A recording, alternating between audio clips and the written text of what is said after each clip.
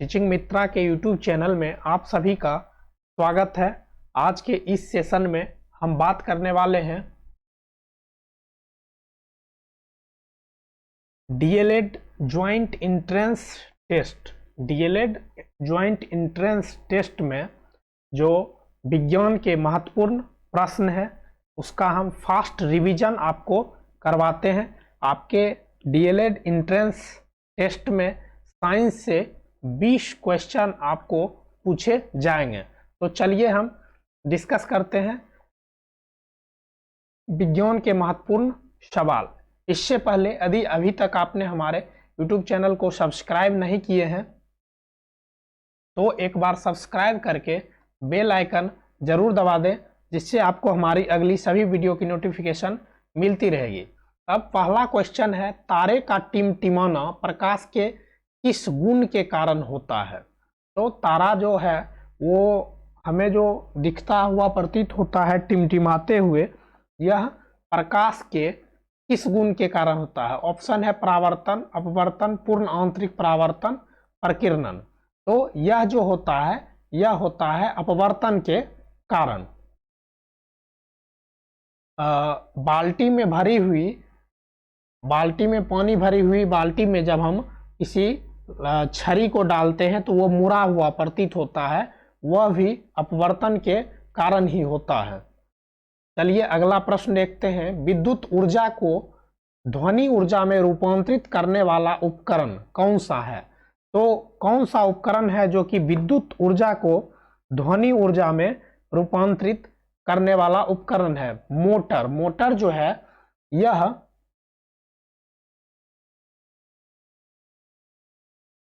विद्युत ऊर्जा को यांत्रिक ऊर्जा में, विद्युत को यांत्रिक में कन्वर्ट करता है। जनरेटर यांत्रिक ऊर्जा को विद्युत में कन्वर्ट करता है।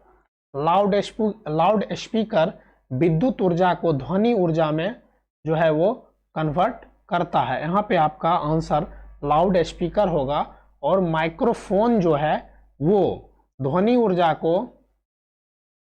ऊर्जा को विद्युत ऊर्जा में कन्वर्ट करता है। अगला देखते हैं। अगला क्वेश्चन है, निम्न में से कौन सा त्वरण का मात्रक है? सबसे पहले एक्सीलरेशन त्वरण बराबर होता है v माइनस u बटा t होता है। v माइनस u बटा t अर्थात वेग में परिवर्तन की दर को त्वरण कहते हैं। तो v का होता है मीटर प्रति सेकेंड इंटू 1/सेकेंड, मीटर प्रति सेकेंड स्क्वायर इसका जो है वो यूनिट होगा। ऑप्शन नंबर सी होगा। तो इस तरह से आपको किसी भी चीज का यदि फॉर्मूला पता है तो आप आसानी से उसका यूनिट निकाल सकते हैं। अब है ध्वनि की गति सब किसमें न्यूनतम होती है? तो सबसे न्यूनतम किस मीडियम में होती है ये आपसे पूछा है। तो ध्वनि का जो गति है वो सबसे कम होता है वायु में, आपका ऑप्शन ए होगा। और सबसे अधिक जो होता है वो इस्पात में होता है, अर्थात ठोस में होता है। अगला क्वेश्चन है, वॉशिंग या धोवन सोडा किसको कहते हैं? NaCl, ये सोडियम क्लोराइड नमक होता है। हाइड्रेटेड सोडियम कार्बोनेट, ये जो है Na2CO3, यही होता है धोवन सोडा। सोडियम बाइकार्बोनेट NaHCO3, ये कैल्शियम कार्बोनेट CaCO3।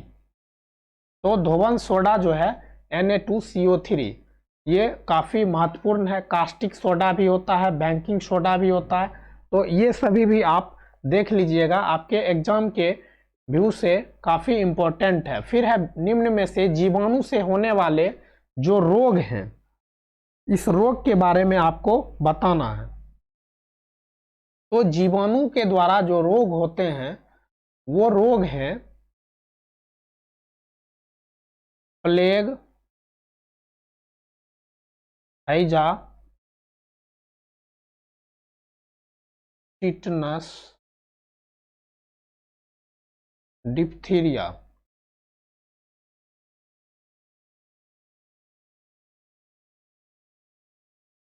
उसके बाद ये एड्स जो है ये होता है आपको विषाणु के द्वारा, पोलियो भी विषाणु के द्वारा ही होता है। अब अगला क्वेश्चन है, निम्न में से कौन सा विटामिन जल में घुलनशील है? तो देखिए यहाँ पे एक जल में घुलनशील विटामिन होता है और एक वसा में घुलनशील विटामिन होता है। तो आज के बाद आप कभी नहीं भूलिएगा, बी और सी ये जो है ये जल में घुलनशील है और ए डी ई के ये जो 4 विटामिन है ये वसा में घुलनशील है। तो इसको आपको याद रखना है कि BC जो है वो जल में घुलनशील है और वसा में जो घुलनशील है वो A, D, E और K वसा में घुलनशील विटामिन है। आइए एपीकल्चर जो है किसका अध्ययन है? तो देखिए AP तो हम पीते किसको हैं? मधु को, मौध जो होता है उसको पीते हैं। तो एपीकल्चर जो है वो मधुमक्खी पालन जो है मधुमक्खी पालन का अध्ययन है। यहाँ पे रेशम कीट जो है वो है सेरीकल्चर, सेरीकल्चर है रेशम कीट। अब आगे चलते हैं, रेटिनॉल के नाम से किस विटामिन को जाना जाता है? रेटिनॉल आप सुने होंगे, रेटिनॉल के नाम से विटामिन ए को जाना जाता है। अब विटामिन B1 को जो है वो थायमीन कहा जाता है। विटामिन बी में ढेर सारे हैं, B1, B2, B6, B12, तो अलग अलग को अलग अलग नामों से जाना जाता है। ज़्यादातर पूछा जाता है B1, इसका नाम थायमीन है। फिर है विटामिन सी, सी का नाम होता है एस्कॉर्बिक एसिड। फिर के का नाम है फिलोक्विनोन,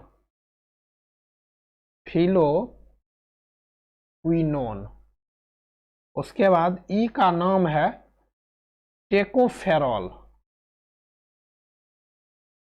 तो इस तरह से आपको इस विटामिन का जो है वो नाम याद करके रखना है। और आज के इस सेट का सबसे लास्ट क्वेश्चन है, नीला थोथा किसे कहते हैं? तो नीला थोथा जो होता है वो होता है आपका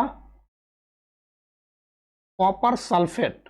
ऑप्शन नंबर ए होगा कॉपर सल्फेट। इसको CuSO4 के नाम से भी जानते हैं।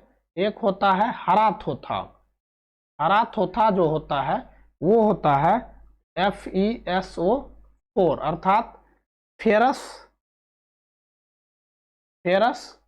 सल्फेट। तो आज के इस DLED के सेशन में हमने आपको 10 प्रश्नों का जो है वो फास्ट रिवीजन करवाया और 10 प्रश्न में हमने आपको टोटल 40 प्रश्न को बताया, क्योंकि 10 प्रश्न में 4 ऑप्शन थे। तो 40 क्वेश्चन को मैंने अभी फास्ट आपको इस 10 मिनट में हमने आपको 10 क्वेश्चन रिवाइज कराया और उसमें हमने 40 तरह के फैक्ट आपसे डिस्कस किया हूं। यह आपके लिए काफ़ी महत्वपूर्ण होगा आपके एग्जाम के पॉइंट ऑफ व्यू से। तो अभी तक आपने हमारे चैनल को सब्सक्राइब नहीं किए हैं तो एक बार सब्सक्राइब करके बेल आइकन जरूर दबा लें। और यह वीडियो आपको कैसा लगता है आप हमें कमेंट करके ज़रूर बताएं। मिलते हैं हम जल्द ही अगले वीडियो में, तब तक के लिए बाय बाय, टेक केयर, जय हिंद,